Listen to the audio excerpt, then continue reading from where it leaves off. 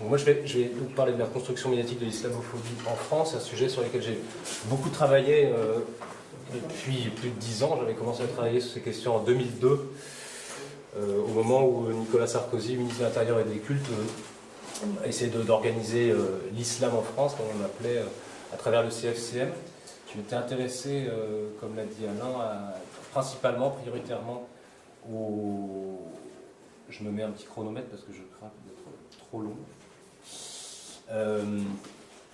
Je m'étais intéressé principalement à la télévision et puis ensuite j'ai élargi à la presse écrite plus généralement. Là, je vais illustrer mon propos avec beaucoup de couvertures de magazines. C'est pas du tout scientifiquement fait là pour le coup, c'est simplement illustratif pour nous remettre un petit peu dans les ambiances successives. Puisque pour analyser ce que j'appelle la construction médiatique de l'islamophobie en France, il y a deux méthodes. Ça peut être une analyse de discours, par exemple on prend un magazine ou un journal et puis on décortique le discours, les images, les mots qui sont utilisés pour voir comment se construit dans le discours quotidien ce qu'on appelle l'islamophobie. Ou alors on peut faire une analyse de la construction historique dans le temps de l'islamophobie. Je vais essayer de faire un peu les deux en même temps, donc en m'appuyant sur des couvertures d'hebdomadaires principalement, parce que c'est souvent assez frappant, illustratif, et ça montre assez bien les logiques en jeu. Simplement, je note directement d'entrée de jeu que je ne m'intéresse pas énormément aux nouveaux médias, Internet, pourtant qui ont bouleversé la donne ces dernières années, mais je le laisse ça plutôt pour la discussion après, parce que je pense que là, il y a des nouveaux enjeux et des choses. Vous avez sans doute autant de choses que moi à dire sur ce sujet, donc je laisse ça pour la discussion. Donc mon propos, je l'ai découpé en 4 parties, comme vous voyez là, et il y a une progression, disons, chronothématique dans le temps. Pourquoi je pense qu'il est important de revenir dans le temps, et c'est ma première partie, imaginaire de crise, les musulmans et les médias, parce que on a tendance, quand on regarde la presse aujourd'hui ou quand on regarde la télévision, à penser que le discours actuel a toujours existé. Or, ce n'est pas du tout le cas. Dans des périodes plus ou moins anciennes, un certain nombre de concepts, d'idées, de mots, d'images n'apparaissaient pas. Et par exemple, tout simplement, le concept d'islamisme, dans les années 70, on n'en parlait pas. Le mot communauté musulmane, vous ne pouviez pas le rencontrer dans la communauté musulmane en France, vous ne pouviez pas le rencontrer dans la presse dans les années 70. Pourquoi je parle des années 70 ? Parce que de mon point de vue, c'est finalement là que tout démarre. On entre dans une période de crise. Crise qui est en fait plus ancienne en France, puisqu'il y a eu une remise en cause de la puissance de la France depuis la Deuxième Guerre mondiale, on va dire, notamment à travers le processus de décolonisation. J'avais mis une petite carte, ah oui, on est effectivement en 16/9. Disons qu'on a un nouvel imaginaire de ce que c'est que la nation, et ce que c'est la France, après la guerre d'Algérie, disons après la fin de la guerre d'Algérie. On comprend que nous ne sommes plus dans un cadre colonial typique, la plus grande France, que j'illustre ici, mais dans un cadre où la nation se résume finalement à l'ancienne métropole, dans les grandes lignes. Et donc, il y a un cheminement intellectuel un petit peu différent. Imaginaire de crise aussi, puisqu'on rentre, comme vous le savez, dans une période de troubles économiques qui remettent en cause les schémas habituels, enfin les schémas, disons, prépondérants pendant la Trente Glorieuse, le fordisme, le keynésianisme, et on a une remise en cause idéologique des acquis, disons, des périodes antérieures. On rentre dans une phase qui progressivement pourrait être qualifiée de néolibérale, où on remet en cause l'État-providence, et à cause de la crise, du chômage qui explose, moins de 2% à la fin des années 60, plus de 10% en 85, évidemment la place des travailleurs est remise en cause et questionnée. Donc, il y a un nouveau climat idéologique qui s'instaure dans les années 70 avec la montée en puissance donc des mouvements conservateurs, à la fois sur les valeurs, une sorte de volonté de retourner aux valeurs traditionnelles, justement pour se rassurer dans un moment de crise, un moment de doute, crise à la fois économique, morale, puis bientôt identitaire. Et puis aussi la montée en puissance des courants donc, néolibéraux si je vous parle de ça, c'est que c'est un peu le contexte historique dans lequel émerge la question de l'islamophobie. Alors, dans ce schéma de défense des valeurs occidentales, des valeurs traditionnelles de l'Occident, on va dire, évidemment, il y a un ennemi qui apparaît, enfin, en tout cas, une thématique qui apparaît assez puissamment au début des années 70, c'est la question des Arabes. Alors là, à partir de 73-74, les Arabes reviennent à la une des médias, comme ici. Alors, j'ai trouvé tout un gisement de couverture du Nouvel Observateur, donc il y a beaucoup de couverture du Nouvel Observateur, mais voilà, le blocus arabe, pétrole, une guerre contre les Arabes. Donc on est à la fois dans des images et des mots qui nous installent, qui remettent au goût du jour la question des Arabes. Mais jusqu'à la fin des années 70, on ne parle pas d'islam. L'islam, finalement, n'apparaît que de façon...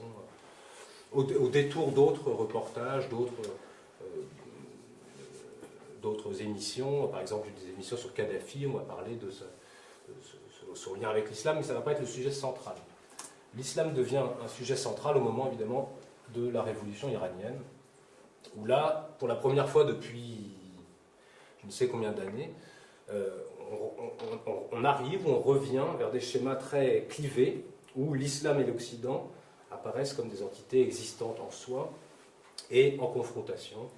L'Occident devant la grande fièvre de l'islam, avec une vision très essentialiste de l'islam, qui font le lien direct entre, on va dire, l'islam des premiers temps et l'actualité. Donc là, par exemple, on peut l'illustrer avec le prophète dans l'arène. On se demande pourquoi Khomeini est un prophète, mais enfin, il se trouve que apparemment ça fait écho à certains imaginaires à cette période-là. Alors, nouveau discours où l'islam revient, les Arabes puis l'islam reviennent à la une des journaux, mais aussi cet imaginaire de crise a des conséquences sur la façon dont on envisage la société française. Ah oui, j'avais oublié ça, juste pour vous dire que effectivement l'arrivée de Khomeini remet en cause la façon dont la gauche perçoit son rapport avec le monde.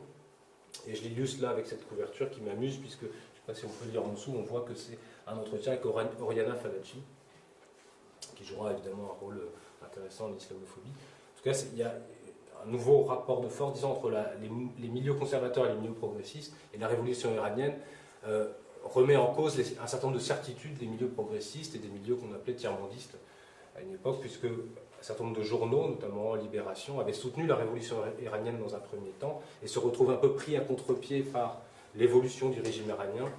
Et la droite, on va dire, ou les milieux conservateurs ne se privent pas, évidemment, d'attaquer la gauche sur son aveuglement ou sur voilà, son manque de pertinence par rapport au régime iranien. Alors, donc, un univers de crise qui a effectivement des conséquences aussi en France. On rentre dans cette idée que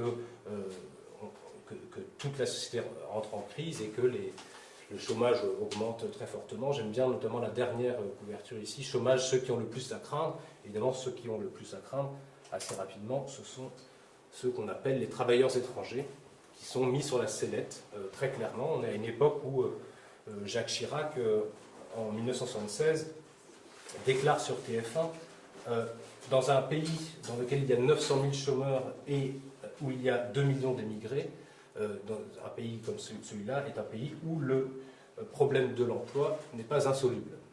C'est-à-dire, tout simplement, il suffit d'expulser les travailleurs étrangers pour pouvoir régler le problème du chômage. Alors évidemment, ça c'était dans une période où la droite était relativement à l'offensive, prend des lois qui insécurisent les travailleurs étrangers, notamment la loi Bonnet, qui facilite l'expulsion des étrangers. Et quand arrive la gauche au pouvoir en 1981, un certain nombre d'espoirs naissent dans les milieux progressistes, dans la presse progressiste en particulier, qui estiment qu'enfin on va pouvoir être dans une situation un peu plus sereine. Or, rapidement, dès 82-83, on s'aperçoit que la gauche se rallie à l'idéologie du moment, notamment ce néolibéralisme qui était apparu en Angleterre, aux États-Unis à la fin des années 70,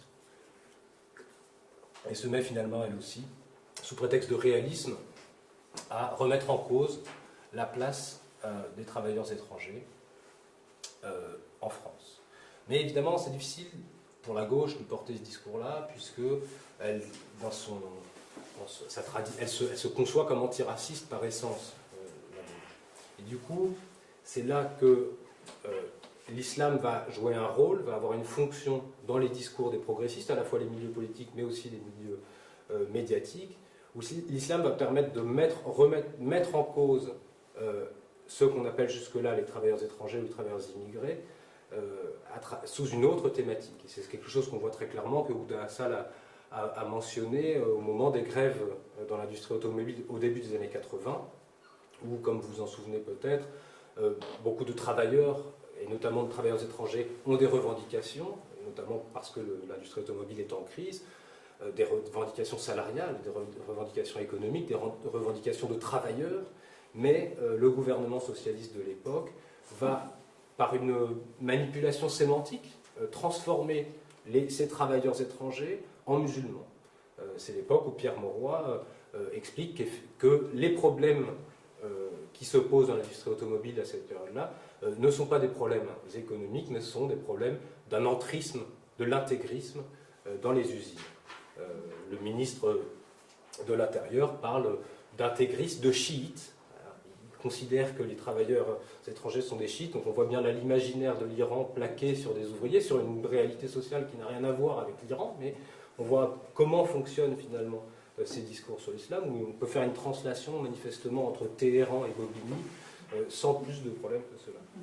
Alors dans la presse, le discours va être partagé. Bizarrement, la presse de gauche, on va dire, par exemple le Nouvel Observateur, mais aussi Le Monde, vont être assez critiques à l'égard de ces déclarations du gouvernement socialiste français, en disant vraiment c'est du racisme. On a des citations de Jean Daniel, par exemple, qui dit il est insupportable d'instrumentaliser d'utiliser cet anti-islamisme. Alors il utilise ce terme d'anti-islamisme pour dire en fait islamophobie, ce qu'on appelle aujourd'hui islamophobie, mais pour lui il dit que c'est de l'anti-islamisme qui confine au racisme. Libération aussi dit vraiment là on est dans une situation de racisme de plus en plus fort. C'est inacceptable que la gauche, qui est antiraciste par nature, se mette à avoir des discours de ce type-là. Donc vous voyez là, ça fait écho quand même à des réflexions qu'on peut avoir aujourd'hui sur le positionnement de la gauche, notamment de la presse de gauche, par rapport à l'islam. Je peux citer beaucoup d'exemples du même type, des reportages sur les mosquées, par exemple, à la télévision française, donc sur Antenne 2, qui considèrent que les gens qui s'opposent à la construction de mosquées, par exemple à Rennes ou à Montpellier ou ailleurs, sont racistes. Et c'est dit comme ça. Donc là, il y a quelque chose d'intéressant à relever.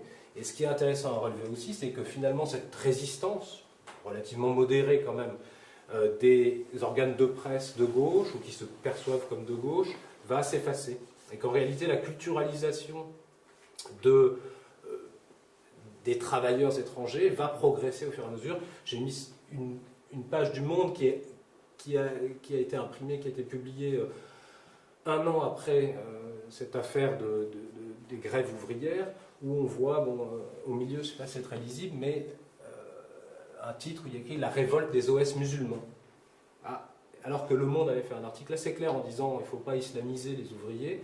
Un an plus tard, on s'aperçoit qu'eux-mêmes le font. On voit cette logique progresser. Je pense, pourquoi je parle de ça, parce que je pense qu'on n'est pas sorti de cette logique-là. En fait, là, cette période-là, au début des années 80, on se met d'abord à culturaliser, finalement à islamiser des choses qui n'ont finalement rien à voir avec l'islam. C'est quelque chose d'extrêmement important dans la mécanique islamophobe. Alors, pourquoi je parle de tout ça aussi, et pourquoi je m'intéresse à ce lien entre les pouvoirs publics, les médias, l'islam, c'est que en réalité, les médias eux-mêmes ont énormément changé à cette période. Et ça joue également un rôle, si on veut comprendre comment fonctionne le discours islamophobe, il faut comprendre qui sont les producteurs du discours. Les années 70 et 80 sont une période de bouleversement où notamment les chaînes de télévision se multiplient, il y a de plus en plus de chaînes, d'abord publiques, et puis surtout, dans les années 80, on rentre dans une phase de privatisation du secteur de l'audiovisuel français, avec la création de nouvelles chaînes, Canal+, la 5, M6, et puis la privatisation de la plus grosse chaîne d'Europe, TF1, privatisée en 1987. Et ça, c'est très important, puisque ce nouvel environnement médiatique va pousser à une concurrence extrêmement forte des télévisions entre elles, et va les pousser à un sensationnalisme de plus en plus fort, une concurrence. On voit, ça, la première couverture, elle date des années 70, hein, de la télévision, la guerre des chaînes. Et ça va s'accentuer à un point phénoménal dans les années 80, où il va y avoir toute une réflexion sur le poids de la télévision. La télévision va devenir le média dominant, alors que jusqu'au début des années 80, c'est la presse écrite qui donne son tempo à l'actualité, qui donne l'agenda, comme on dit. À partir des années 80, c'est la télévision qui donne l'agenda. On voit la presse papier suivre la télévision plutôt que l'inverse. Donc ça, c'est assez intéressant, parce que il faut garder ça en tête, parce que la télévision fonctionne par des images. Les images vont jouer un rôle de plus en plus important dans le traitement de l'actualité. Et évidemment, quand l'image et l'islam, c'est toujours quelque chose d'assez compliqué. Il y a des images assez frappantes, comme vous allez voir, je vais vous montrer toute une série d'images. Et je pense que là, je relève ça peut-être pour la discussion tout à l'heure, le rapport entre les images et les mots, quand on parle d'islam, est très important. Le fait que la télévision devienne le média prépondérant va jouer un rôle dans la culturalisation et l'islamisation des questions sociales. Et puis, la conséquence que ça a, c'est que la presse d'opinion, qui était très forte dans les années 50, 60, 70, se met à disparaître relativement vite ou à se transformer, notamment la presse de gauche, la presse progressiste, qui d'ailleurs peut s'énerver un petit peu à l'égard de la télévision à certains moments, comme Politis, finalement la presse d'opinion de gauche est marginalisée, avec la montée notamment de la publicité. La publicité joue un rôle de plus en plus important dans la fabrication de l'information. Un journal comme Libération, par exemple, n'avait pas de publicité jusqu'en 1983. À partir de 1983, la publicité arrive à Libération. Le chef de Libération dit à l'époque, ce n'est pas nous qui avons changé, c'est la publicité qui a changé. C'est quand même une façon de présenter les choses qui est assez étrange, mais ça va se continuer. Là, je parle des années 80, mais ça va se poursuivre jusqu'à aujourd'hui avec carrément la presse qu'on dit gratuite, qui n'est faite que de publicité. Donc là aussi, ça joue dans la façon dont les journalistes vont se comporter par rapport à leurs objets, pas uniquement l'islam, mais tous les sujets, c'est-à-dire on ne vend plus des opinions, on ne vend plus de l'information, on propose un support à des annonceurs publicitaires. Ce qui évidemment, en termes de production d'information, a un certain nombre de conséquences. Et puis après, il y a plein d'autres évolutions dans les médias à cette époque.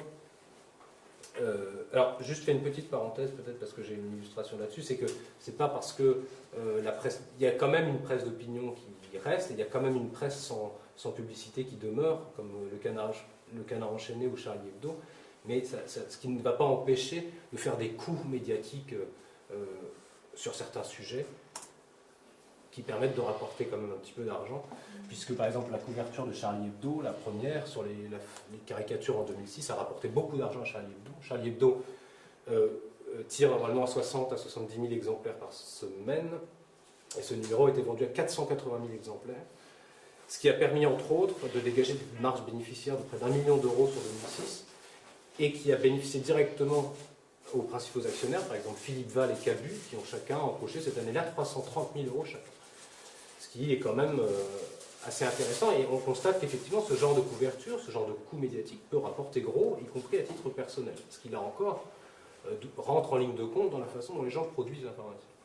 Mais bon, c'est plutôt un cas à part, idéologique, et puis d'une période un peu postérieure, mais ça vaut le coup d'être relevé quand même tout de même.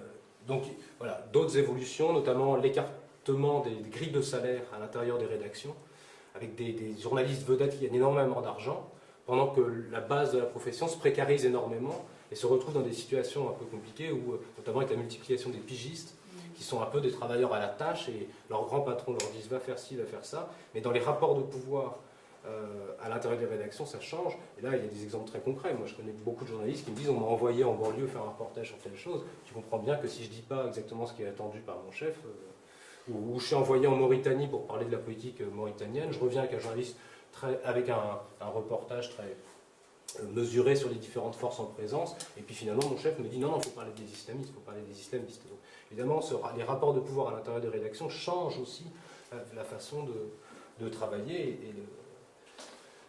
d'autres évolutions, je passe très vite, mais la multiplication des sondages d'opinion, le développement des dispositifs interactifs, on voit dans les années 80 les gens qui appellent en direct, des téléspectateurs, alors les téléspectateurs ont la parole, ce genre de choses.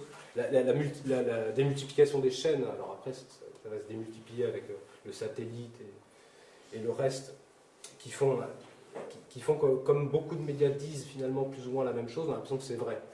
Par différents canaux, on a la même information, les mêmes images, on se dit, bah oui, c'est vrai. Euh, voilà, bon. Donc, ce que je veux dire par là, c'est que on a des médias qui peuvent produire produire des images, produire des contenus, qui créent des effets de réel, sans qu'on sache très très bien quelle est la réalité.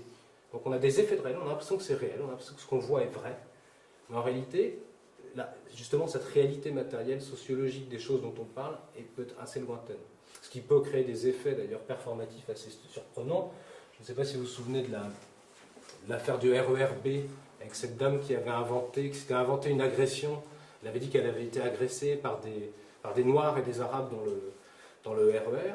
Et donc il y avait eu tout un procès, une affaire médiatique autour de ça. Et puis quelqu'un lui avait posé la question, mais pourquoi c'était une fausse agression, pourquoi vous avez inventé des Noirs et des Arabes comme agresseurs? Et elle avait répondu, parce que quand je regarde la télévision, ce sont toujours eux qui sont accusés. Donc on crée cet effet de réel, et finalement tout le monde l'a cru elle aussi, alors qu'en fait il n'y a aucune réalité. C'est pour ça que le bouquin que j'avais écrit il y a maintenant longtemps s'appelle l'islam imaginaire, parce que finalement il y a une construction très imaginaire d'un islam qui est difficile à cerner. Alors c'est donc ma deuxième partie, comment définir l'islam et les musulmans. Je pense que c'est vraiment extrêmement important de poser cette question pour comprendre ce que c'est l'islamophobie, notamment l'islamophobie dans les médias. Il faut bien voir que c'est très difficile de savoir ce qu'est l'islam. Qu'est-ce qu'est l'islam? Si je vous pose la question, je suis sûr que, en fait, j'ai une chance sur deux d'avoir des gens qui disent je ne sais pas, ou en tout cas d'avoir des avis divergents, ou alors des définitions très abstraites, mais qui, en réalité, qu'est-ce que c'est l'islam? C'est extrêmement dur à dire. J'ai mis en parallèle deux couvertures que j'aime bien, parce que d'un côté le Nouvel Observateur qui nous dit qu'il va dire la vérité sur l'islam, et à côté un journal anglais, New Statesman, qui dit tout ce que vous savez sur l'islam, en énorme islam, est faux. Et ce que je trouve assez intéressant, parce qu'en réalité, celle qui dit que tout ce que vous dites sur l'islam est faux me semble beaucoup plus vrai que celle qui dit que voilà ce qu'est la vérité de l'islam. Donc une petite réflexion sur ce point, parce qu'il me semble qu'en réalité, c'est presque plus que la construction de l'islamophobie, qui est le titre de mon intervention, c'est presque la construction de l'islam lui-même. Ce que je veux dire, c'est que les journalistes, en tout cas les gens qui ont le pouvoir d'intervenir dans l'espace public, sont des créateurs d'islam. Ils produisent de l'islam, eux-mêmes, sans forcément le savoir. Il y a une phrase de Michel Foucault qui est très intéressante de ce point de vue-là, qui dit il faut abandonner l'idée d'un discours reflet, c'est-à-dire l'idée que le discours reflète la réalité, pour comprendre que tout discours est une bataille. Qu'en réalité, on se bat, à chaque fois qu'on produit du discours, on se bat pour imposer des définitions, pour expulser. Je peux vous citer la citation. C'est d'abord parce que le discours est une arme de pouvoir, de contrôle, d'assujettissement, de qualification et de disqualification qu'il est l'enjeu d'une lutte fondamentale. Et moi je pense que là, sur cette question d'islam, on est vraiment dans cette bataille-là. Où des journalistes, des responsables politiques imposent leur définition de l'islam. Alors, pourquoi ils l'imposent? J'avais un petit sous-titre qui disait « Discours sur l'islam, une bataille sans adversaire ». C'est-à-dire que, notamment dans les premiers temps, disons, dans les années 80, les journalistes produisent du discours sur l'islam, ils se mettent à s'intéresser à l'islam pour les raisons que j'ai évoquées tout à l'heure, mais qu'en réalité, si on reste dans la métaphore de Foucault, il n'y a pas d'adversaire. On ne sait pas très bien ce que sont les musulmans, on ne sait pas très bien ce que c'est que l'islam en France, pour différentes raisons. Un, parce que l'islam en général, mais l'islam en France en particulier, n'a pas de clergé, n'a pas de porte-parole. Alors, les journalistes qui veulent faire un reportage sur les musulmans, c'est très légitime, pourquoi pas, ils vont interroger qui? Ils ne savent pas en fait. Alors pendant tout un temps, ils allaient à la mosquée de Paris. C'était logique pour eux. La mosquée de Paris, c'était un peu les représentants des musulmans de France. Alors on allait rencontrer le recteur de la mosquée de Paris qui faisait un discours en parlant au nom des musulmans. Mais évidemment, un certain nombre de gens qui se considèrent comme musulmans ont dit mais il ne nous représente pas du tout ce recteur de la mosquée de Paris, il est algérien, moi je suis turc, il parle telle langue, moi j'en parle une autre, il ne représente rien. De ma vie quotidienne, c'est un grand bourgeois, moi je suis un ouvrier. Enfin, donc ça c'est la première raison, c'est vraiment, il n'y a pas de clergé. Ce qui pose problème puisque les journalistes ont tendance à considérer que la religion, a tendance à considérer la religion en général comme fonctionnant toujours selon le schéma du catholicisme, avec des représentations, des hiérarchies. Si vous voulez faire un reportage sur les catholicistes, vous allez voir des représentants légitimes finalement du catholicisme en France, au sens institutionnel du terme, ce qui n'est pas le cas pour l'islam. Parce que la conséquence de ça, c'est que les journalistes choisissent qui ils veulent, au bout du compte. Après avoir plus ou moins abandonné la mosquée de Paris, progressivement, ils vont se mettre à interroger n'importe qui. N'importe quel soi-disant imam de je ne sais où va devenir un porte-parole, mais pourquoi pas d'ailleurs. Mais sauf que, quels sont les critères pour dire que que telle personne est plus légitime pour parler que telle autre? C'est très difficile à dire. Deuxième chose, pourquoi une bataille sans adversaire? C'est aussi que, bon, je l'ai signalé, donc j'y reviens pas, mais les musulmans en France sont extrêmement différents. Des langues, des rites différents, des habitudes différentes, des croyances différentes. Troisième point pour lequel il y a une bataille sans adversaire, c'est qu'il y a des effets de domination très forts. Foucault parle des effets de domination dans le discours, et ça on le voit très clairement quand on regarde le reportage de télévision dans les années 80. Les journalistes, très souvent, débarquent dans une banlieue quelconque et disent et imposent finalement leur discours à des interlocuteurs qui sont finalement pris par surprise et qui disent ce qu'on a envie d'entendre. Patrick Champagne, le sociologue Patrick Champagne, expliquait ça très bien, je le cite: les dominés sont parlés plus qu'ils ne parlent.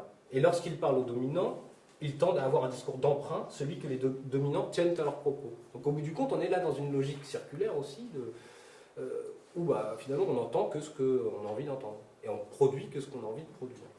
Une fois de plus, cette logique d'islam imaginaire. Puis la dernière chose, c'est que dans les années 80, beaucoup de musulmans, ou de gens qui potentiellement peuvent se considérer comme musulmans, ne savent même pas eux-mêmes s'ils sont musulmans.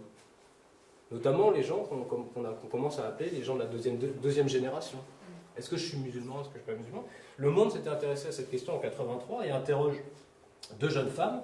La première dit: je ne connais l'islam qu'à travers les médias français.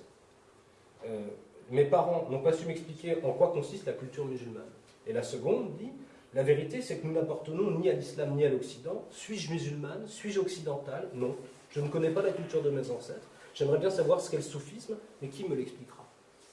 Voilà. C'est-à-dire, cette identité musulmane, elle n'est pas très évidente pour les gens eux-mêmes qui sont considérés comme musulmans. Alors voilà, on se retrouve avec finalement un champ de bataille très étrange, où on se bat sans adversaire, on impose, où finalement un certain nombre d'acteurs, notamment des journalistes, mais aussi des responsables politiques, imposent leurs propres idées. Et vont plaquer sur ce qu'ils croient être la réalité, en fait, des imaginaires dont ils ont eux-mêmes hérité. Là, je vais très vite, puisque ça a été évoqué ce matin, mais évidemment, nous sommes tous travaillés par les idées, les imaginaires dont nous avons hérité. Alors, il y a trois, à mon avis, trois gisements d'imaginaires, on pourrait dire, qui viennent des temps anciens, les imaginaires des croisades, qui restent très forts, c'est-à-dire avec cette idée qu'on est en bataille qu'il y a deux civilisations en bataille perpétuelle, l'islam et l'Occident. Jocelyne Césari, la chercheuse Jocelyne Césari, disait de façon intéressante: il est frappant de constater que les considérations sur l'islam comme facteur de trouble dans les relations internationales depuis les années 80 sont légitimées par des représentations sédimentées sur plusieurs siècles qui sembleraient très familières à l'honnête homme du XVIIIe siècle. Et on est effectivement dans cette logique-là avec des imaginaires sédimentés très anciens et qui reviennent. Évidemment, le temps de la période coloniale, où il y a eu tout un discours sur les musulmans à cette période-là et qui reste présent.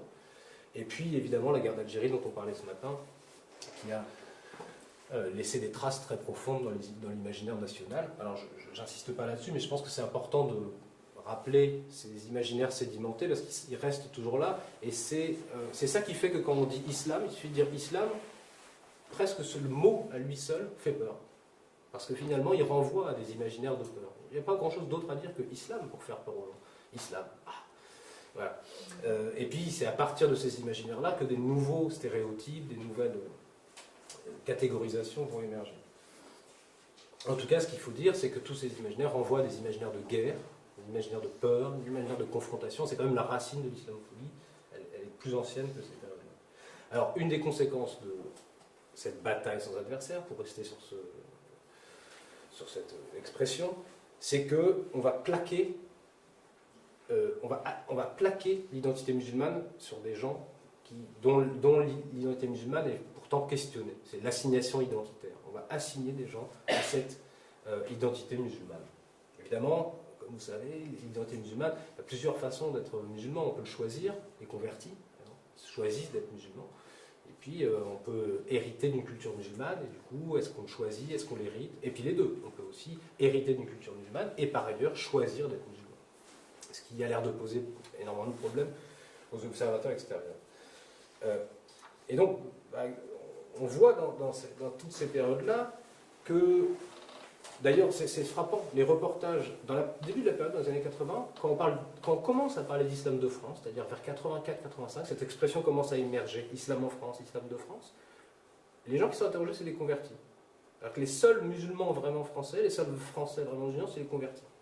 Les autres, ils ne sont pas français, donc c'est pas l'islam de France. C'est assez frappant. Donc dans les années 80, on parle pas mal des convertis. Par exemple, Maurice Béjart, le chorégraphe Maurice Béjart, qui s'était converti à l'islam.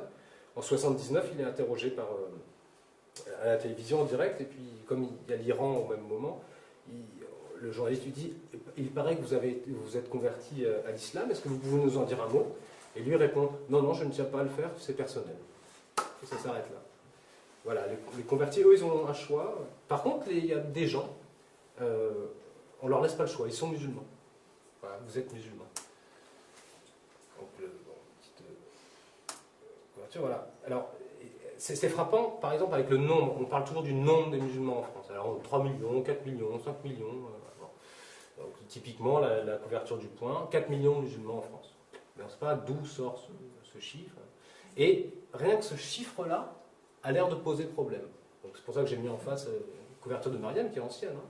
Le problème musulman en France, avec des gens, une foule qui prie, évidemment, ils sont nombreux, donc c'est un problème. D'ailleurs, la première émission de télévision sur Antenne 2 consacrée à l'islam en France, qui a pour intitulé l'islam en France en 1987, commence comme ça. Le présentateur, Bernard Rapp, dit « Il y a tant de musulmans en France, je ne sais plus s'il dit 4, 5... nous allons donc vous expliquer le problème. » Voilà, donc le nombre est un problème. Donc, bref, on est dans une logique de racialisation en réalité. L'islam est le nouveau mot pour parler d'autre chose. Les fameux arabes dont on parlait des années 70, maintenant on les appelle musulmans. On les a convertis. Donc, je rentre dans ma troisième partie, islamophobie et racisme. Je pense qu'en réalité, pour comprendre l'islamophobie, il faut comprendre à quoi elle sert. À quoi sert l'islamophobie? Ça sert, de mon point de vue, à réencoder la race. On a un nouveau code. On ne va plus dire arabe. Ça paraît un peu trop biologique, arabe. C'est quelque chose d'une connotation un peu... On va les appeler de plus en plus musulmans. On va changer le terme, mais pour parler de la même chose. Et pourquoi on change le terme? Parce que le racisme préoccupe beaucoup dans ces années-là, avec la montée notamment du Front National, qui fait des scores énormes aux municipales de 83, aux européennes de 84, qui entre à l'Assemblée nationale en 86. Et du coup, il y a un jeu de distinction des journalistes et des responsables politiques qui ne sont pas au Front National, pour pouvoir continuer à parler des fameux problèmes sans utiliser des termes trop racistes ou d'aspects trop racisants. Et de mon point de vue, l'islam, que j'appelle l'islam imaginaire, a cette fonction-là, d'encodage. C'est beaucoup plus acceptable. Alors, c'est pour ça que j'ai mis ça. Alors, première couverture, le racisme anti-arabe, début des années 70. Au début des années 80, interrogation sur les Arabes. Ah, les Arabes et vous. Bon. Comment devient-on raciste? Comment on devient raciste? Ça, c'est 84, 83, ces couvertures-là. Et 86, l'islam en France. Et en fait, on voit là cet encodage qui a lieu au cours des années 80. Parce que le discours, c'est ça la particularité, le discours de facture islamophobe est tout à fait compatible avec le discours de facture antiraciste. Je ne suis pas raciste, mais par contre, quand même, les musulmans, c'est ce que je veux dire. Il y a un peu cette chose-là, et c'est une conception dans les dossiers qui sont faits sur le racisme, qui sont assez fréquents dans les années 80, il y a une conception assez particulière du racisme. Le racisme est considéré comme quelque chose d'individuel, on est raciste individuellement, il y a des racistes et des non-racistes. Bon. Et comme quelque chose de très moral. C'est pas bien d'être raciste, c'est pas bien. Mais il n'y a jamais une réflexion de fond sur comment fonctionne le racisme, ce que c'est que le racisme structurellement. Pourquoi, par exemple, nous pouvons vivre dans une société qui est structurellement raciste. Ça, c'est pas... on n'en parle pas. Donc on a d'un côté un discours de plus en plus islamophobe, en tout cas qui s'intéresse de plus en plus à l'islam, avec beaucoup de guillemets, et qui par ailleurs se dit antiraciste. Le mouvement SOS Raciste, je pourrais y revenir, a joué un rôle assez important dans cette dynamique qui a été créée en 85, je crois, où on est vraiment dans un discours terriblement moral. Harlem Désir, qui préside SOS Racisme à l'époque, va à la télévision et dit ces phrases, et je cite, le racisme, c'est pas bien. Et voilà, c'est pas bien. Mais par contre, les musulmans, ça peut être pas bien aussi. Donc on rentre dans les années 80 dans cette logique-là d'encodage de la race à travers l'islam. Tout ça s'accompagne d'un discours très virulent sur l'intégration. Il faut que ce qu'on appelle maintenant de plus en plus les musulmans s'intègrent. Et d'ailleurs, le fait de mettre en visibilité leur part d'islamité est en contradiction avec l'injonction qui est faite de s'intégrer. Intégrez-vous puisque vous êtes musulman. Alors qu'on pourrait très bien dire, vous êtes français, donc vous êtes intégré, il n'y a même pas de question à se poser. On a cette injonction paradoxale qui s'accompagne de couverture, offensive. Donc 85, la fameuse couverture du Figaro Magazine, serons-nous encore français dans 30 ans, avec l'utilisation de symboles très forts, Marianne voilée, et qui est réutilisée, qui est déclinée ensuite, dans les années suivantes, avec la même photo sur l'immigration. On voit bien là l'encodage. Un moment c'est la religion, un jour c'est l'immigration. On utilise les mêmes symboles, les mêmes mots pour parler de dossiers assez différents. Voilà, injonction, intégration, réencodage. Et donc on a, beaucoup de chercheurs parlent à cet égard, à partir de cette période-là, de racisme sans race. On n'est plus sur des logiques biologiques, raciales, biologiques, mais sur un racisme plus symbolique. Et on voit très bien, d'aspect plus symbolique. Là, on voit très bien l'utilisation des symboles, racisme sans race, où il y a un chercheur qui parle de, grâce à cet encodage, qui parle de born again racism, comme on dit born again Christian, par exemple. Grâce à ça, grâce à ces nouveaux dispositifs discursifs, on peut se permettre d'être raciste. C'est plus acceptable. Et c'est ça, finalement, l'islamophobie, c'est simplement l'encodage acceptable du racisme. C'est pour ça que Saïd Bouamama et d'autres parlent de racisme respectable. Alors évidemment, il y a un des outils qui est très souvent utilisé, un des imaginaires extrêmement forts dans ces dispositifs discursifs, c'est la question des femmes. Là, la question des femmes joue aussi ce rôle assez intéressant, puisque mettre en avant la question des femmes en islam permet à ceux qui mettent ce sujet en avant de se positionner eux-mêmes comme faisant partie des gens qui veulent émanciper les femmes. C'est un discours d'aspect très généreux. On est antiraciste, on est favorable à l'amélioration de la condition des femmes, mais en réalité, en faisant ça, on propage des stéréotypes sur les musulmans qui sont assez dégradants, voire carrément offensifs. Et les couvertures, alors là, c'est pas le cas pour celle-là, mais les couvertures comme celle-ci, il faut bien garder en tête, l'islam en France, là, la dernière, elle date de 86, donc avant les affaires de foulard, les premières affaires de foulard. C'est bien les médias, les responsables, notamment les médias d'ailleurs, qui ont les premiers créé le problème du foulard, avec beaucoup de guillemets. Et quand la première affaire des foulards éclate, en septembre 1989, là encore, contrairement à ce que disent beaucoup de gens, c'est vraiment une logique médiatique. Le 5 octobre 1989, le Nouvel Observateur, allié à Antenne 2, décide de faire une émission sur cette question, à partir d'une dépêche d'agence de presse en Picardie. Ils prennent une dépêche d'agence de presse en disant il y a un problème, dans l'Oise plutôt, à Creil, il y a un problème de foulard dans une école, et ils en font une affaire nationale. Et dès le lendemain, ça s'emballe. On a vu ça à la télévision en prime time, il y a un problème de foulard, il y a un problème donc de la laïcité, etc., etc. Donc là, il y a une construction vraiment d'un problème. D'ailleurs, Lionel Jospin, à l'époque ministre de l'Éducation nationale, est surpris et puis dit mais il n'y a pas de problème national, c'est un problème local, il faut que cette question soit réglée localement. Ce qui était quand même un discours qu'on aurait dû peut-être écouter un peu plus, puisque effectivement, chaque cas est relativement différent. J'essaie d'aller un peu vite peut-être, mais... voilà, donc ce que je veux essayer de montrer ici, c'est vraiment le basculement. C'est-à-dire qu'on a, dans les années 70 et à la fin des années 70, un discours qui se met à parler de plus en plus des immigrés, mais qui en parle à travers le racisme, à travers le prisme du racisme. Donc les immigrés sont perçus comme des victimes. À la fin des années 80, et c'est particulièrement notable en 89, les mêmes immigrés, les mêmes populations sont décrites à travers le prisme de l'islam et se retrouvent non plus victimes mais accusées. À quoi a servi la montée, disons, de la thématique de l'islam dans les années 80, d'accuser finalement des victimes. Et on est resté, à mon avis, là encore, on est toujours sur cette même logique depuis ce moment-là. On est dans un durcissement du discours, avec vraiment toujours ces couvertures avec les Mariannes, la laïcité en feu, la Marianne en feu, la laïcité en danger, carrément enquête sur les ennemis. Voile, laïcité, intégration, enquête sur les ennemis de la République. C'est quand même des imaginaires extrêmement forts. Donc l'islamophobie, là, s'est installée finalement à la fin des années 80, au début des années 90, ça devient quelque chose d'évident. Et les femmes, le voile, mais les femmes, sont l'arme principale de cette propagation de l'idéologie islamophobe. Là, on est sur des couvertures des années 2000, hein, mais c'est simplement pour dire qu'on est toujours dans les mêmes logiques. L'islam est-il soluble avec la République? Bon. Je passe à la dernière partie. Alors, disons le passage aux années 90, c'est-à-dire qu'effectivement, on est toujours sur les mêmes logiques. On est sur des logiques, disons, qui sont installées depuis les années 80, mais le discours évolue quand même, dans sa forme, disons. Mais pour des raisons bien précises. C'est ça que j'analyse dans la dernière partie.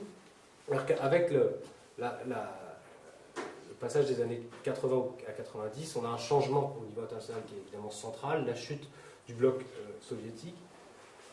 socialiste soviétique, qui change effectivement la donne, parce que jusque-là, on a toujours, en tout cas dans l'analyse médiatique des phénomènes internationaux, en arrière-plan l'idée que l'URSS est quelque part.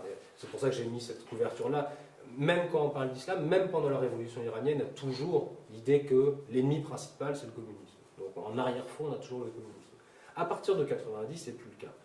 L'ennemi, si on recherche des ennemis, disons, et on doit avoir un ennemi, c'est l'islam. Et là, on est donc le discours orientaliste qui était apparu en 79, notamment avec la révolution iranienne, là, à partir de 90, devient frontal. Il n'y a plus d'autres ennemis. Le seul ennemi, c'est l'islam. La première couverture, courrier international, pourtant, l'islam-occident, l'affrontement. Et ça, c'est des logiques qu'on a de façon extrêmement forte au moment de la première guerre du Golfe, où on a carrément des journalistes de télévision qui disent, comme Charles Villeneuve, hein, qui en direct à la télévision dit pendant la guerre du Golfe, c'est la guerre du monde civilisé contre les Arabes. Ce type de discours. Une émission d'Ex Libris, par exemple, en 1990, Ex Libris qui était animée par Patrick Poivre d'Arvor, qui invite Bernard Lewis, d'ailleurs, c'est assez intéressant, le chercheur britannique Bernard Lewis, qui est l'inventeur du concept de choc des civilisations. Je ne sais pas, il est apparu qu'une seule fois à la télévision française, à mon avis, dans cette émission d'Ex Libris sur TF1, où voilà, on voit, donc il est l'inventeur depuis les années 50, je crois, du concept de choc des civilisations. Il écrit à la fin des années 90 le texte de référence des théoriciens du choc des civilisations, qui a été publié en anglais, et qui dit, voilà, nous rentrons dans une nouvelle phase historique de confrontation civilisationnelle avec l'islam, et il est invité sur le plateau de TF1. D'ailleurs, avec un discours plutôt plus mesuré, en tout cas un peu plus subtil que Poivre d'Arvor et ses comparses, qui eux sont encore plus radicaux dans l'idée qu'on est dans l'affrontement millénaire, disons. Alors qu'en fait, on est dans une guerre d'actualité où l'enjeu principal, c'est plutôt le pétrole et d'autres, des considérations qui n'ont pas grand-chose à voir avec le prophète, par exemple, ou le Coran, et pourtant, on voit se multiplier les reportages sur le Coran, sur la vie du prophète.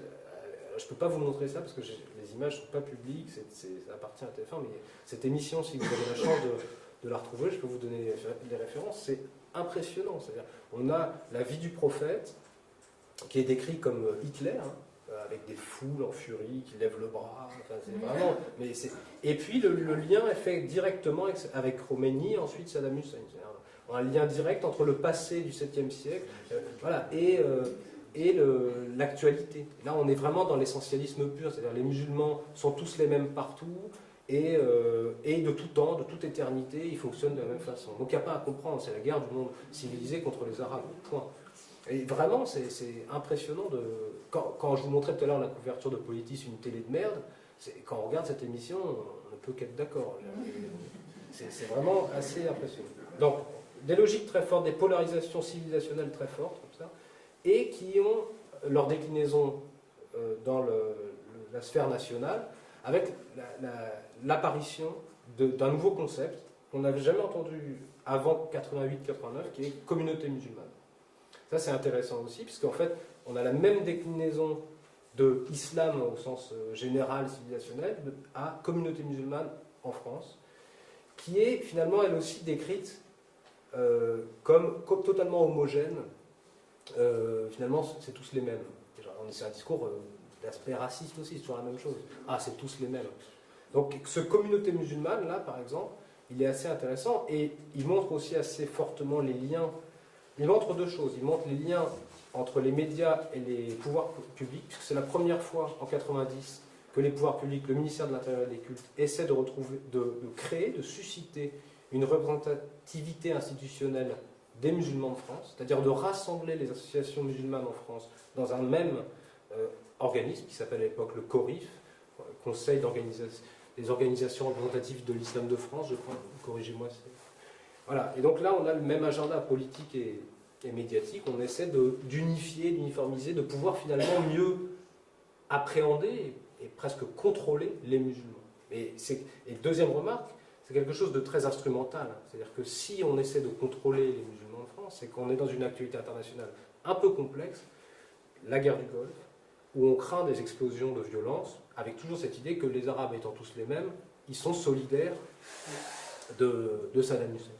Donc on a une émission par exemple intéressante où Jean-Marie Cavada interroge une franco-marocaine et lui dit « Ah, vous devez être très déchiré quand même entre l'Occident et l'islam, avec la confrontation là qu'on a en ce moment dans le Golfe et tout. » Et la dame, elle répond que non, elle ne se sent pas du tout déchirée, elle est à la fois française et marocaine, et ça ne lui pose pas de soucis. C'est très intéressant que cette configuration de plateau est très intéressante, puisque en réalité, le Maroc intervenait contre l'Irak aussi. Mais non, il faut que ce soit un conflit civilisationnel. Donc, quand on est franco-marocain, on est déchiré, on est forcément un peu pour Saddam. Donc, au niveau international, dichotomie très forte, bipolarisation très forte entre l'islam et l'Occident. Au niveau national, la création imaginaire finalement d'une communauté musulmane homogène, mais finalement, communauté musulmane, ce n'est qu'un mot, c'est rien d'autre qu'un mot. Mais, je ne sais plus où j'en suis dans mes images. Oui, pardon, bon, je vais un peu vite, mais bon. Malgré tout, le discours en même temps qu'émerge le concept de communauté musulmane, émergent d'autres mots, d'autres concepts qui vont s'imposer progressivement dans les discours médiatiques, en particulier islamisme, le mot islamisme, qui jusque dans les années 80 était synonyme d'islam. On entendait des gens de temps en temps dire oui, l'islamisme est une très belle religion. Enfin, dans le dictionnaire d'ailleurs, jusqu'à aujourd'hui, je crois, quand on regarde l'entrée islamisme, il est écrit relatif à la religion musulmane. Ce qui, du reste, avait poussé Maxime Rodinson un jour, sur un plateau de télévision, à dire « Arrêtez de parler d'islamisme, arrêtez de parler d'islamisme, ça ne veut rien dire, le mot islamisme ne veut rien dire, puisque si on utilise ce terme-là, qui depuis des décennies veut dire islam, on va tout confondre. » Donc là, il y a quelque chose d'intéressant qui se passe, c'est qu'un mot qui voulait dire, qui était une des façons dont on parlait d'islam, va se mettre à vouloir dire autre chose. C'est-à-dire ce qu'on appelle l'islam politique, l'islam engagé. Donc, et ça se fait en particulier avec l'émergence d'une nouvelle génération de chercheurs qui vont essayer de codifier un peu, en tout cas de trouver de nouveaux moyens de parler de l'engagement militant et politique d'un certain nombre de mouvements. On est à l'époque de la création du Front islamique du salut en Algérie, par exemple. Comment qualifier un mouvement comme celui-là ? Un chercheur qui va jouer un rôle très important, de mon point de vue, dans cette codification, c'est Gilles Kepel, qui va militer pour dire attention, il ne faut pas confondre islam et islamisme, etc. Il est extrêmement présent, Gilles Kepel, dans cette période-là. C'est vraiment le chercheur phare qui passe sur tous les plateaux de télévision et qui fait des leçons de morale un peu aux journalistes en leur disant mais non, vous ne comprenez rien, mais moi je vais vous expliquer que en fait la communauté musulmane, le monde musulman sont divisés en deux, les islamistes et puis les modérés. Alors c'est l'autre terme qui apparaît à cette période-là, les modérés, les gens qui sont modérés. Donc on a une binarisation finalement à la fois de l'islam à l'échelle internationale, mais aussi de la communauté musulmane en France, qui à partir de cette période-là, guerre du Golfe, mais aussi guerre civile algérienne, mais aussi et surtout guerre civile algérienne, cette idée qui apparaît à chaque fois qu'il y a des radicaux et des modérés. Mais en fait, là on peut faire des analyses de discours très précises, des bons et des méchants. Il y a des bons et des méchants. Alors, les bons, c'est des islamistes, des intégristes, des fanatiques, des fondamentalistes. En tout cas, pardon, les méchants, oui, pardon. Un lapsus intéressant. Ils ont, bon, donc c'est ces gens-là, en fait. Hein. Là encore, c'est des logiques qui restent aujourd'hui. L'islamiste, voilà. L'islamiste. Alors évidemment, ils sont un peu, c'est un peu comme une maladie, l'islamisme. Hein. On est contaminé, ils sont contaminés, ils sont contagieux. Et puis ça nous rappelle des propagandes des années un peu 30, les araignées, les pieuvres, enfin c'est des gens très méchants, en tout cas. Et puis ils complotent aussi. Voilà. Ça c'est 94, Foulard, le complot. Voilà, une binarisation très très forte. Alors, de l'autre côté, par contre, les musulmans modérés, républicains, éclairés, enfin, il y a tout un champ sémantique positif. Alors, eux, comme vous voyez, c'est des gens qui s'autocritiquent. C'est très important de s'autocritiquer quand on est un musulman, parce qu'évidemment, on est un peu responsable de tout ce qui se passe mal dans ce monde musulman apparemment clos. Il faut s'autocritiquer, il faut résister, il faut moderniser, il faut changer. Disons, l'islam, c'est bien si ça change, quoi. C'est un peu ça, si ça se modernise, si c'est un peu plus tellement comme c'était. Et surtout, vous êtes un musulman modéré, un bon musulman finalement, quand vous jouez au golf, très important, et quand vous mettez votre identité musulmane entre parenthèses, c'est mieux. Un peu vraiment français, musulman entre parenthèses. Mais pourquoi je trouve que c'est en fait très amusant, ça, et très intéressant, parce que derrière le discours, alors il y a deux choses. Cette binarisation entre les bons et les méchants, elle a l'air de renvoyer à une logique interne à l'islam. Voilà, il y a des radicaux, ils sont très proches du texte, c'est à l'intérieur de l'islam finalement qu'on peut distinguer le mauvais et le bon. Alors qu'en réalité, c'est l'observateur extérieur qui fait le tri. Il est bon pour moi, ou il est mauvais pour moi. En réalité, le musulman modéré, c'est simplement un musulman qui plaît à celui qui dit qu'il est musulman modéré. C'est ça sa fonction principale. Et la dernière couverture là, du Monde 2, elle est intéressante parce qu'il y a à la fois une dimension d'allégeance. Il est français comme moi, il est bien français, mais aussi il est riche, comme beaucoup de journalistes qui ont le pouvoir de faire ce genre de couverture. Donc derrière la binarisation modérée, radicale, il y a aussi un discours de classe. Et ça, on le voit à chaque fois, vous pouvez regarder, à chaque fois qu'on parle de musulmans modérés, c'est des gens qui habitent plutôt dans le 5e arrondissement qu'Attrape, voilà. Et souvent d'ailleurs ils sont représentés seuls, c'est des gens qui sont représentés seuls, comme le musulman qui veut moderniser l'islam là par exemple, il est seul, alors que les musulmans intégristes, fanatiques, islamistes souvent sont représentés en groupe, il y a toujours cette logique là, c'est le peuple, quoi. Pas des gens, c'est pas comme nous. Non, ce que je veux dire c'est qu'il y a quelque chose de subliminal derrière qui est important, puis surtout c'est un discours qui fait écran, c'est-à-dire que derrière le bien et le mal, maintenant qu'on a défini moralement ce qui était bien et mal, on n'a pas besoin d'aller faire de la sociologie pour comprendre vraiment les dynamiques, les différents courants. Bon, ce qui importe, c'est de savoir qui est bien, qui est avec nous, qui est contre nous. Davantage ces logiques-là.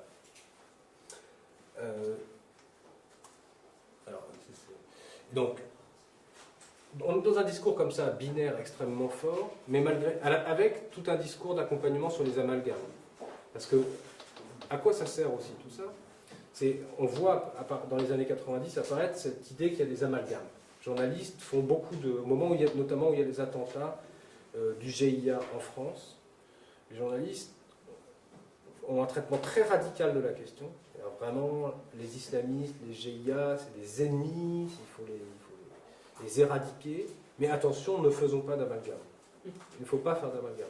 En fait, cette idée de cette binarisation et cette idée d'amalgame permet de radicaliser le discours. Je ne sais pas si je suis clair, mais en parlant d'islamistes, en séparant les islamistes des modérés, ça permet d'être encore plus radical quand on parle des islamistes.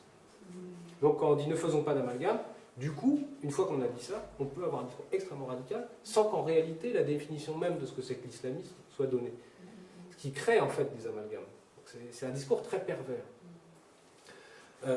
Donc voilà, on est vraiment dans ces logiques-là dans les années 90, qui évoluent progressivement à la fin des années 90 et avec les attentats du 11 septembre, où cette logique binaire demeure très forte, mais elle devient un tout petit peu plus subtile, si j'ose dire, avec des nouvelles catégorisations. On voit apparaître des nouveaux termes comme salafisme, djihadisme, choses comme ça qui n'existaient pas avant. On n'est plus dans une logique purement binaire, les bons et les méchants. On rentre dans une logique où on essaie de peser le degré de dangerosité des musulmans. Est-ce que tel ou tel est plus ou moins dangereux? Et donc là, j'avais travaillé à un moment sur un livre sur les politiques antiterroristes, et on évoquait aussi le traitement médiatique de l'antiterrorisme, un bouquin qui est sorti en 2008, et on s'apercevait que le discours médiatique et le discours policier étaient extrêmement proches. Où finalement, le sociologue Laurent Bonelli, par exemple, qui est un sociologue spécialiste de la police, qui avait écrit un article dans le Monde diplomatique sur la façon dont les renseignements généraux parlent des musulmans, surveillent les mosquées, et on s'apercevait que les reportages de télévision fonctionnaient un peu de la même façon. Il faut dépister, on va mettre des caméras cachées, on a beaucoup de ce type de reportages dans les années 2000, des caméras cachées qui vont dans les mosquées pour essayer de dépister le degré de dangerosité potentielle des musulmans. Donc là, on rentre dans des logiques de suspicion généralisée, une sorte de guerre préventive, enfin d'attention préventive. Et les musulmans modérés, ceux qui sont appelés musulmans modérés, ont surtout pour vocation de pouvoir désigner, étant perçus comme étant à l'intérieur de la communauté musulmane, ils sont capables de dépister à l'intérieur de cette communauté à laquelle ils ont l'air d'appartenir, les méchants, les mauvais, les dangereux. On est dans des logiques de suspicion de ce type-là, où tel est plus ou moins dangereux. Mais finalement, on aboutit à l'idée que tous les musulmans sont plus ou moins dangereux. Bon, il y en a qui le sont moins que d'autres, en fait. Donc un discours médiatique, un discours policier qui devient extrêmement proche, et qui, c'est pour ça que j'avais intitulé la dernière partie propagande de guerre, avec un point d'interrogation quand même, mais qui se rapproche des logiques à la fois de propagande, où vraiment un certain nombre de gens, des journalistes en particulier, vont eux-mêmes, de façon idéologique, se considérer comme des combattants. Et ça, quand je vous parlais tout à l'heure de Charlie Hebdo, il y a un peu ce côté-là. Nous, on ne va pas se laisser faire, nous, on va y aller, nous, etc. Donc des propagandistes presque assumés, mais sans qu'évidemment il y ait un complot derrière. J'aime bien citer Alain Accardo, sociologue Alain Accardo, qui est spécialiste des médias, et qui montrait que les discours médiatiques à la télévision, par exemple, au journal de TF1 et de France 2, sont extrêmement similaires. Et donc, les gens qui critiquent son travail disent « mais vous êtes dans le complot, vous dites que tous les journalistes sont en collusion entre eux ».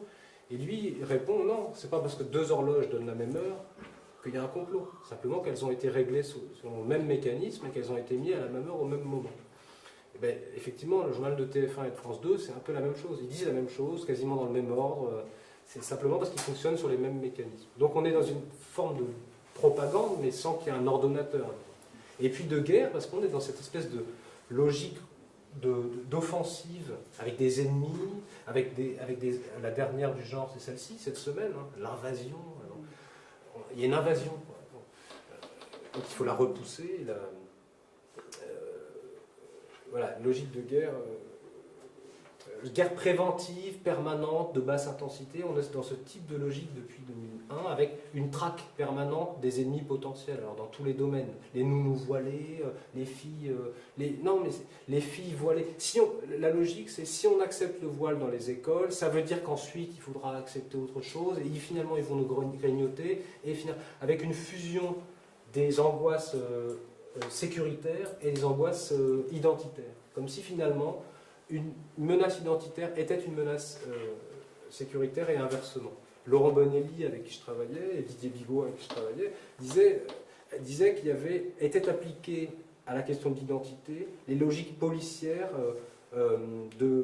utilisées par la police new-yorkaise dans les années 90. Vous savez, la fameuse théorie de la fenêtre cassée. Quelqu'un qui a cassé une fenêtre, s'il est capable de faire ça, c'est qu'il sera... Plus tard, il pourra faire pire. C'est un peu qui vole un œuf, vole un bœuf. Si tu as volé un œuf, tu voleras un bœuf. Si tu es musulman, tu deviendras terroriste. Il y a des logiques de continuité comme ça qui sont... Et donc, lutter, et je termine là-dessus, peut-être pour pas être trop long, et donc accepter le foulard à l'école, à la limite, c'est pas très grave. Mais ça risque de nous emmener sur autre chose qui sera très grave. C'est une espèce d'angoisse là, permanente qui s'est installée et qui, bon, peut-être pour conclure, deux choses. J'aimerais bien, je ne sais pas, peut-être Ouda Hassal, tu sais ça, s'il y a des travaux qui ont été faits sur la comparaison entre la propagande antisémite des années 30 et la propagande islamophobe d'aujourd'hui. Ça, c'est quelque chose qui commence à me perturber singulièrement, parce que quand je vois ce type de couverture, vraiment, l'invasion des mosquées, notre identité menacée, enfin, ce genre de choses, je me demande vraiment comment on pourrait essayer d'analyser ça finement sans que ce soit utilisé. Et puis l'autre question pour conclure, c'est celle de la résistance à ces discours-là, que je n'ai pas beaucoup évoqué, mais je pense que là on peut avoir une réflexion aussi sur la façon de résister à ces discours-là. Donc je reviens à cette question d'Internet qui me semble être... Pendant très longtemps, je pensais qu'Internet ne changeait pas grand-chose en réalité, parce que j'avais l'impression que les discours qui circulaient sur Internet n'étaient en fait que la reproduction et la diffraction du discours qui était produit par les grands médias de masse, comme on disait, télévision, magazines, etc. Je crois que peut-être je me suis trompé là-dessus. Je pense que là, il y a vraiment des espaces de résistance véritable, de liberté, de discours alternatifs qui peuvent se constituer et qui, ça c'est bon pour terminer sur notre positif, qui peut-être vont ringardiser ce type de couverture. Presque ça peut, au bout d'un moment, on va peut-être rire de ça. Voilà, je termine là-dessus, je vous remercie.